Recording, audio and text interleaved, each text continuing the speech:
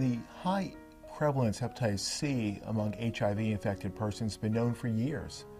Hepatitis C was discovered in the late 1980s, about 1989, and testing was available around 92 in most centers. So we knew about the virus. We knew that the risk factors for acquisition were similar to HIV, so we knew it was there. But at the time of the early 90s, without the availability of effective antiretroviral drugs, it was really a back burner issue. From a clinical perspective, patients were dying of AIDS, the complications thereof, and there was simply no reason to pay much attention to an indolent chronic viral infection like hepatitis C. I would argue that if you look at most healthcare settings in the United States, we're not allocating resources and attention the way we should be.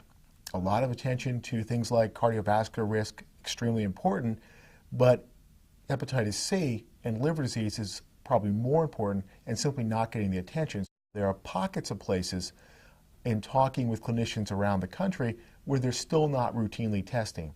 And the point is, testing is recommended not only in persons with risk factors such as injection drug use, but also among those engaged in high-risk sexual practices, which encompasses the vast majority of those infected with HIV.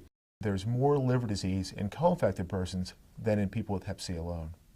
And HIV worsens hepatitis C. And it does this at every step of the hepatitis C's life cycle or natural history. What you see in HIV-infected people is a more rapid progression of scarring of the liver. The fundamental pathology is fibrosis or excess scarring of the liver leading to cirrhosis. Well, for any person diagnosed with hepatitis C, there are two major questions. How bad is it, and do I need treatment? Well, here's where HIV care providers, I think, underestimate disease prevalence. They look at liver tests like the serum ALT or AST, which indicate liver damage. And it turns out they're simply not a very good predictor of the measure of interest, which is liver scarring. So people often look at these tests and they say they look okay. The patient looks fine, they're doing well, it's not a problem. And it would be a bit like making an HIV treatment decision without measuring CD4. How do you know it's not a problem? You need to look. There are no major symptoms. In fact, one of the most common things I hear a patient say is, well, I feel fine.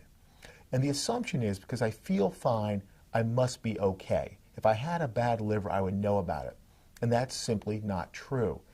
The liver continues to function quite well, even when it's significantly damaged. So symptoms of hepatitis C are incredibly uncommon.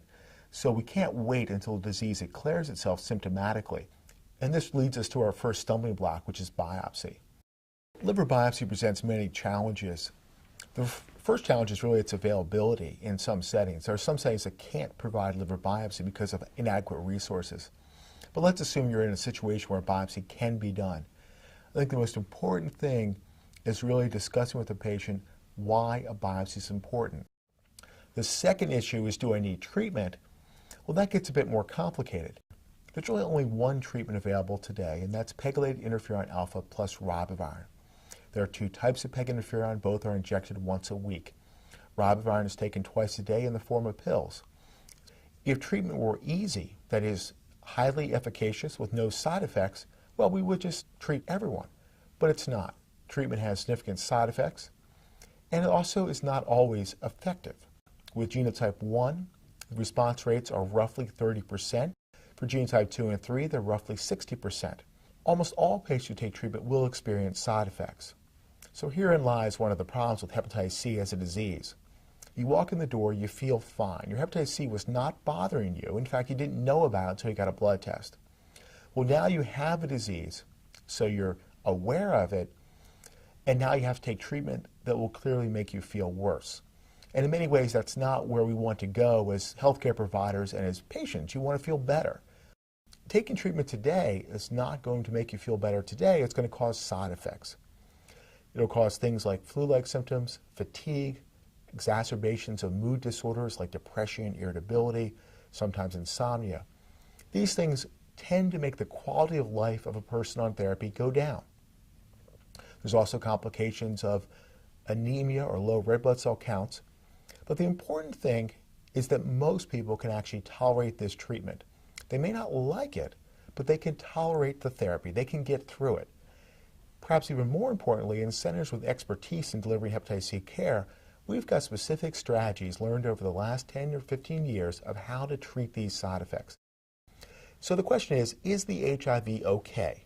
And if the answer is yes, it's time to turn the attention to Hep C treatment. The discussion regarding treatment between a HIV care provider and a patient may last only minutes. And it's a complex decision. It's really a learning process. And there are many things we need to do before treatment. We certainly need to make sure that the patient understands the rationale behind treatment. It gets back to this issue of disease being asymptomatic and treatment having side effects. They need to have a firm understanding of why they're taking treatment and why it's important. In almost every setting, drinking alcohol on top of hepatitis C is a bad idea. I tell patients it's like pouring gasoline on a fire. It makes the problem worse. So ideally, we'd like to have people stop drinking alcohol. But I think all too often that's used as an excuse not to proceed with treatment. So what we need to do is engage people in care. That is, engage them in a process where we evaluate their liver, perhaps show them on a liver biopsy alcohol damage and hepatitis damage, and then work towards a period of abstinence.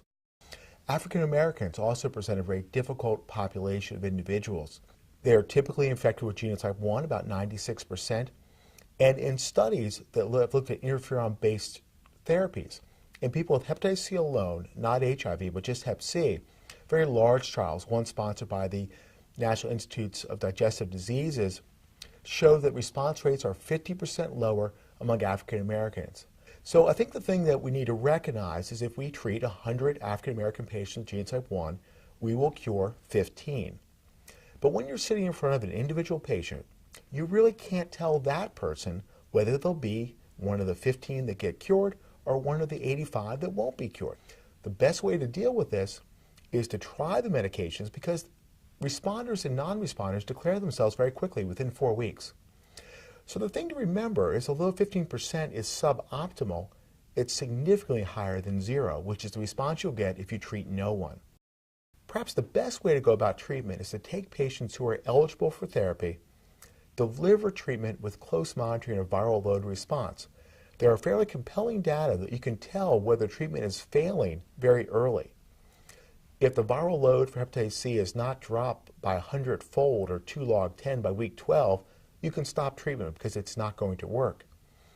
In settings in the United States where HIV care is delivered, hepatitis C needs to take a more prominent role.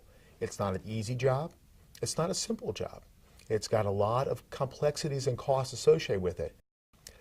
The assumption that you're well because you don't have symptoms or your patient is well because their lab tests look okay is really a false sense of security.